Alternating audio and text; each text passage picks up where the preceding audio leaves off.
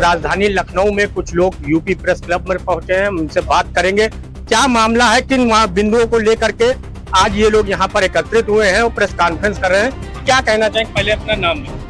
आपको नमस्कार और आपके चैनल को भी। मेरा नाम पंकज पंत है, जो कि पुरुष आयोग आंदोलन का राष्ट्रीय अध्यक्ष हूँ और मैं इस वक्त आपके लखनऊ में चंडीगढ़ पंजाब से आया हूँ। मामला ये है कि जी जिस तरह पूरा तारीख जो हो रहे हैं, अगर महिला 10 साल बाद भी 498 का केस डालती है तो कोर्ट उसको एक्सेप्ट करती है। अरे 10 साल तक उस महिला को याद नहीं आता है कि मेरा पति मेरे से दहेज मांगता है। हम ये चाहते हैं कि कहीं ना कहीं किसी भी केस की समय सीमा निश्चित होनी चाहिए कि अगर शादी के 2-3 साल तक ही आप दहेज का केस अटैन करें ताकि वाकई जो दहेज लेता है उसके साथ न्याय हो और जो नहीं लेता है उसका अन्याय ना हो। पर हमारी जो न्याय व्यवस्था है वो शादी के 15 साल बाद भी अच्छे 12-12 साल भी हो जाते हैं, 14 साल हो जाते हैं, तब भी दहेज का केस लेती है। यानी कहीं ना कहीं हमारी जो न्याय व्यवस्था है वो वकीलों का घर भरने में और जजों के घर भरने में लगी हुई है। पर ये और साथ साथ डोमेस्टिक वायलेंस, बहुत छोटा समझ डोमेस्टिक वायलेंस। आज मैं बताऊंगा डोमेस्टिक वायलेंस कहाँ नहीं होता था, किसके जज के घर के अंदर डोमेस्टिक वायलेंस नहीं हुआ होगा या किस पुलिस अधिकारी के घर के अंदर डोमेस्टिक वायलेंस नहीं होगा। भाई जहाँ 2 बर्तन होते हैं वहाँ खड़कते ही हैं, चाहे वो कोई भी हो, चाहे एमएलए हो, विधायक हो, सांसद हो, अफसर हो, दरोगा हो, पर उसको हम केस के माध्यम से उस परिवार को तोड़ने की कोशिश कर रहे हैं। देखा जाए तो पारिवारिक न्यायालय में लगातार केस बढ़ रहे हैं, खासकर के महिलाओं के द्वारा दहेज उत्पीड़न से लेकर के और तमाम प्रकार के मुकदमे दर्ज किए जाते हैं और काफी संख्या में लोग वहां पर आते हैं, लेकिन तारीख पर तारीख चलती रहती है, जिसको लेकर के आप लोग भी लगातार मांग अपनी रखते हैं, लेकिन कहीं ना कहीं अभी तक उस पर न्याय नहीं मिला। उसको लेकर क्या कहेंगे? उसको लेकर ये नहीं कहूँगी, अगर ये न्याय व्यवस्था नहीं जागेगी तो देखो जिस तरह नेपाल के नौजवानों ने जनजात ने अपने कानून अपने हाथ में ले लिया था, आज सरकार बोलती है कि चलो पुलिस प्रशासन हमारे साथ है, सीआरपीएफ अर्धसेना बल हमारे साथ है, पर मैं उन्हें कहना चाहूंगा कि अगर आपके साथ पूरे देश में टोटल 23 लाख जवान है, सिर्फ पुलिस सीआरपीएफ सीआईएसएफ सबको मिलाकर 23 लाख, बट 8 करोड़ से ज्यादा पीड़ित है। अगर 8 करोड़ पीड़ित प्लस उनके माँ बाप भाई बहन अगर सड़कों में आ गए तो विधायक सांसदों को, ये जजों को घर से बाहर निकलना मुश्किल हो जाएगा। ये बात सोचनी चाहिए और वो दिन दूर नहीं है। मैं अपनी टीम के साथ आह्वान करता हूँ कि वो दिन दूर नहीं है कि हम सड़क पर निकलकर, मैं नहीं चाहता कि हम संविधान का उल्लंघन करें, पर अगर अपने घर परिवार को बचाने के लिए अगर हमें संविधान का उल्लंघन भी करना पड़ेगा तो उससे हम पीछे नहीं हटेंगे। उत्तर प्रदेश में देखा गया है, जब से उत्तर प्रदेश में बीजेपी की सरकार आई है और मुख्यमंत्री योगी आदित्यनाथ है, लगातार देखने को मिलता है कि महिला उत्पीड़न भी कहीं ना कहीं होते हैं, लेकिन देखा यह जा रहा है कि पुरुषों के ऊपर जो उत्पीड़न होते हैं उस पर अभी तक का कोई भी आयोग का गठन नहीं हुआ है। लगातार आप लोग मांग करते हैं, आप एक महिला है, आप इस मुद्दे को लेकर के क्या कहना है? देखिए, महिलाएं सम्मानित भी हैं, ऐसा नहीं कि महिलाएं सम्मानित नहीं है, और फिर ऐसा भी नहीं कि पुरुष सारा बलात्कारी है। अगर पुरुष बलात्कारी है तो फिर सरकार में, शासन में 2027 में कोई भी पुरुष इलेक्शन नहीं लड़ेगा, सब महिलाएं लड़ेंगी। मेरा बस इतना ही मुद्दा है। तो यहाँ पर जैसा कि लगातार मांग उठ रही है कि जैसा राजनीतिक क्षेत्र में भी देखा जाता है, तमाम ऐसे भी लोग हैं जो विधायक और सांसद हुए और उसके बाद में उनके ऊपर भी मुकदमे चले और बलात्कार और रेप जैसे आरोप भी लगे हैं, न्यायालय में मुकदमा विचाराधीन भी चल रहे हैं, उसके बावजूद फिर उनको टिकट मिल जाता है, उसको लेकर भी लोग सवाल खड़े करते हैं और भी लोगों से हम बातचीत करेंगे। आप क्या कहना चाहेंगे? हमारे लड़का जोर लेके चली गई बहू, किसी के साथ धोखा किया है तो हम तुमको धोखा दे के जा रहे हैं, अब नहीं आएंगे। कोशिश मत करना बनाने की, हमको पाली मार दिया, इसी क्रम में हमको पाली मार दिया। तो देखिए कहीं ना कहीं महिलाएं भी इसका शिकार होती है, हर व्यक्ति गलत नहीं होता है, उसको लेकर के हम और भी लोगों, आज आप आए इस वेशभूषा में, दूल्हा की वेशभूषा पे, और आप एक ये डिब्बा भी लिए हुए हैं, भिक्षा की मांग कर रहे हैं, ऐसा क्यों कर रहे हैं?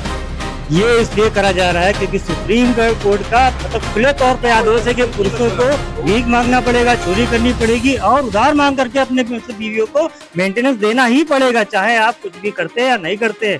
प्लस इसके अलावा ये भी बताना चाहूंगा कि इससे सिर्फ और सिर्फ हम लोग नहीं, हमारे आने वाले भविष्य यानी हमारे बच्चे वो जो देख रहे हैं कानून के सामने जा रहा है, कानून किस तरीके से उनके माता पिता उनके दादी बाबा सबको प्रताड़ित कर रहा है, इससे कैसे हमारा भविष्य बर्बाद हो रहा है। ये न्यायालय की नहीं, ये हमारा लग रहा है कि विदेशों की रणनीति है कि भारत के भविष्य को उसकी संस्कृति को पूरी तरीके से बर्बाद कर दिया। कहीं ना कहीं बड़ा सवाल भी खड़ा हो रहा है और काफी संख्या में आज ये लोग एकत्रित है। हालांकि अभी यहाँ पर पुलिस भी मौजूद थी, पुलिस से भी इनकी तीखी नोकझोंक हुई है। हम कुछ और भी महिलाएं हैं उनसे भी बातचीत करेंगे कि क्या मामला है, कि इस मामले को लेकर कई महिलाएं भी देखने को मिल रही। आप क्या कहना चाहिए? हमारी बहू हमको बहुत परेशान कर रखा, 20 लाख का जेवर लेके गई है घर से, और उसके भाई मतलब इतना वो धंधेबाजी करा रही है। उसकी ये फोटो है, ये देखिए, इस पोशाक में रह रही है।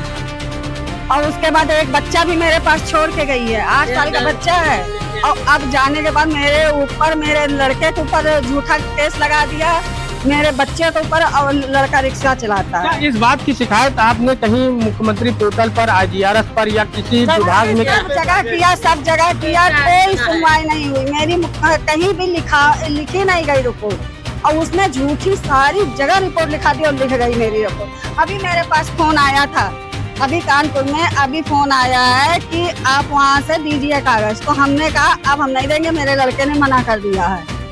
इसलिए हम परेशान हैं कि मेंटेनेंस लगाया जाता है, ये सब झूठा बंद करिए। बच्चे जो परेशान हो रहे हैं, बच्चे मारे जा रहे हैं, हम लोग भी महिलाएं हैं, हम लोग भी बढ़ में हैं किसी के।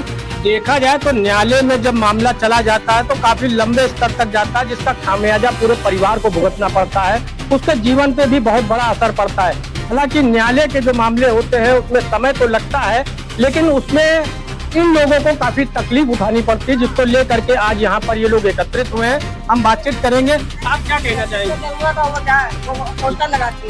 मैं तो बहुत कुछ कहने के लिए यहाँ आई हूँ, गोरखपुर से आई हूँ। मेरा इकलौता बेटा जो लव मैरिज किया, बाद में हम लोगों ने 2017 में अरेंज मैरिज करा दी।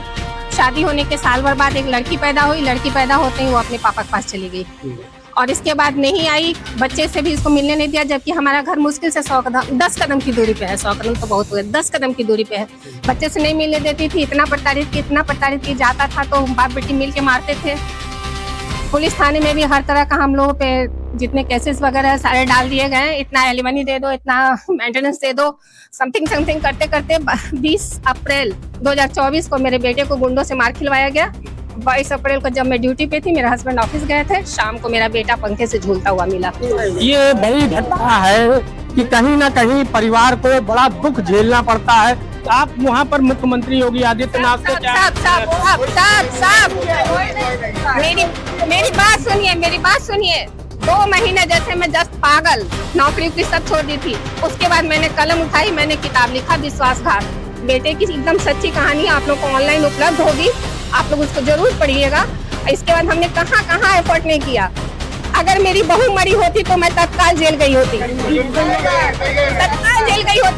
मेरा बेटा मर गया, 2.25 साल हो गया। मेरी बात सुन लीजिए, गोरखपुर से बेल नहीं हुई, इलाहाबाद से बेल नहीं हुई, सुप्रीम कोर्ट से बेल लेके आराम से रह रहे हैं। अब इसको क्या कहिएगा आप? कहीं ना कहीं बड़ा सवाल भी उठ रहा है कि पीड़िताओं को न्याय नहीं मिल रहा है और बड़ी समस्याएं देखने को मिल रही है। हम लगातार इन मुद्दों को लेकर के आप लोगों तक जाते हैं और ये दिखाने का प्रयास करते हैं कि सरकार को ये समझना चाहिए कि एक आम आदमी का जीवन यापन किस तरीके से हो रहा है और किस तरीके की समस्याओं से वो लगातार जूझ रहा है। मैं ये कहना चाहूंगी, अगर आप महिला आयोग बनाती हैं, महिला मीन्स ऑलवेज हम लोग सब महिला है ना, फिर हमारी क्यों नहीं सुनी जा रही है? हमारी क्यों नहीं सुनी जा रही है? ठीक है, पुरुषों की नहीं सुनी जा रही है, हम तो महिला है ना, इसको इससे तो आप इत्तेफाक रखते हैं ना। तो महिला नहीं बोलते, फिर बहु आयोग उसको रखो ना, महिला नहीं फिर उसको महिला आयोग रखो, उसको नाम बहु आयोग रखो, बहुओं की सुनवाई की बातें करो। तो यहाँ पर देखिए आपको जोग भी हो रही है और समस्याओं को लेकर के लगातार बातचीत भी की जा रही है और कई लोग हैं जो इस पर बात रखना चाहते हैं। आप आगे आ जाइए। तो आपको मैं बता दूं, इन्होंने बेटा खोया, ठीक, इन्होंने अपने बेटे की शादी की, इन्होंने बेटा खोया। हर शादी के पीछे घर में एक मौत होती है। मैंने अपना पति खोया, मेरी बहू की वजह से मेरे पति को अटैक पड़ा और ऑन द स्पॉट उनके मुंह से ब्लड आया और पुलिस ने मेरी 3 दिसंबर 2019 को शाम 6:30 बजे, मैं क्या आतंकवादी महिला थी, मेरी अरेस्टिंग करी? कौन जवाब देगा? कौन? मुख्यमंत्री देंगे कि पीएम देंगे या राष्ट्रपति देंगे? क्या मैं महिला नहीं दिख रही? 2019 सुन लीजिए, 2019 की घटना में बहू से तो केस जीत गई। बहू ने लखनऊ आके तलाक लिया, 1 रुपया मैंने दिया नहीं। मेरे पति की मौत का जवाब कौन देगा? आज उस जवाब के लिए आज भी मेरी मुहिम रुकी नहीं है और रुकेगी नहीं आखिरी सांस तक। जैसा कि अभी आपने बताया है, तो आगे आपकी इस पे क्या रणनीति होगी? लगातार आप लोगों रणनीति बता देंगे तो समय से पहले अरेस्ट हो देंगे। रणनीति नहीं बताएंगे, रणनीति नहीं बताएंगे, बता दें तो अच्छा ये बताएंगे, महिला आयोग बनाने के पहले क्या रणनीति हमसे पूछा गया था जनता से? जनता से कभी भी मेरी माताओं और बहनों से महिला आयोग बनाते वक्त किसी भी संस्था ने पूछा था क्या? हमारी माताओं से, इन माता से आपसे पूछा था क्या? तो किसके लिए महिला आयोग कब बना, किसके लिए बना? उसके लिए तो रणनीति आपने नहीं पूछा, मीडिया के लोग नहीं गए। हम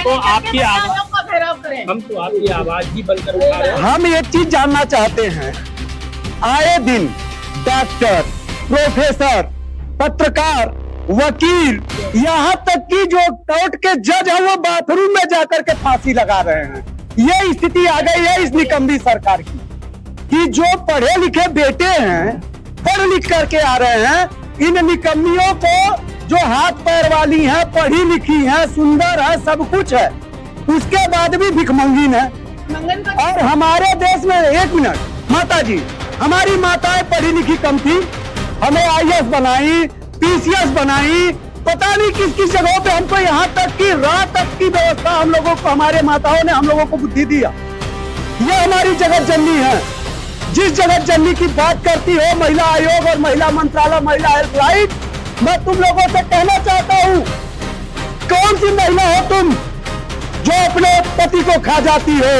अपने प्रेमी के चक्कर में? कौन सा कौन प्रेमी? हरे कृष्ण को क्यों बदनाम कर रहे हो प्रेम का नाम लेकर के? इनको कबाड़ी कहो जो हमारे घर की कबाड़ उठा करके ले जाते हैं। ये कोर्ट नहीं है, ये कबाड़ियों की दुकान लगी हुई है।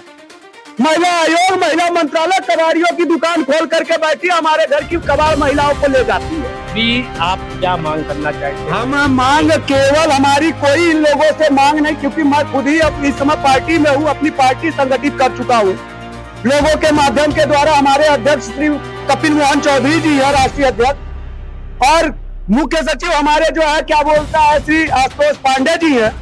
और मैं तो कहता हूँ खुलेआम इस देश की जनता को, मर्दों को, देश की आधी आबादी मर्दों से कहता हूँ कि अब चुप रहने से काम नहीं चलेगा। अब महिला केवल सम्मान बचाने से काम नहीं चलेगा। अगर सम्मान बचाना है तो परिवार का सम्मान बचाओ। अगर पुरुष परिवार का सम्मान बचेगा तो तुम्हारी माताओं बहनों का सम्मान अपने आप बच जाएगा। RSS के लोगों को गुरुदक्षिणा मत दो, अपने घर के बहन बेटियों को दुपट्टा खरीद के दो। अगर मर्द हो तो हाफ पैंट और फुल पैंट पहन करके संस्था मत चलाओ, मर्द बनो, काकरोच नहीं। काकरोच बनोगे तो ये अपने पैर के तले दाब देंगे, और मर्द बनोगे तो ये गैर मर्द भाग चलेंगे। तो जैसा कि लोगों में यहाँ आक्रोश देखने को मिला है, रात की कुर्बानी